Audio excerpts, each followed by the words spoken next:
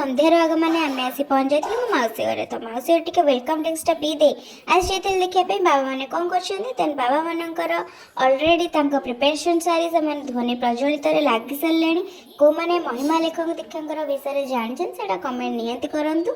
आठार सुंदर समावेश देखिकी तक जीवाक इच्छा होना मनटे उत्कंठित देन से ध्वनि प्रज्वलित पर भजन संकीर्तन प्रोग्राम थिला।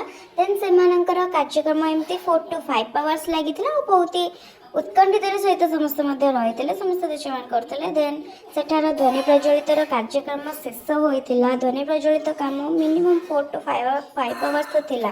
देन आमर नेक्स्ट ईयर प्रिपेरेसन हो जाता नेक्स्ट ईयर तो मंदिर दर्शन फर्स्ट करनवा मॉर्निंग डे रो तो पुणी आसी मीरा स्टाइल रिफ्रेशमेंट पुन्नी ब्लॉक टे सर्ट नहीं जाइली अलरेडी मत तलू डाक्तर आसला लेट है तलू को आस ब्लॉक पे प्रिपेरेसन चल जाए।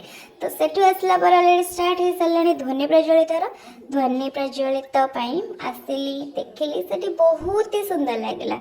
तो सेठार प्रज्वलित ध्वनिर सब कार्यक्रम समाप्त है अलरेडी काम सब सरला सेठार प्रसाद सेवन कलु प्रसाद सेवन पर आशीर्वाद नेलु। आठार यही कार्यक्रम कौन हो तो आपण मैंने जानी पारे ये बाबा को विदाय देलु।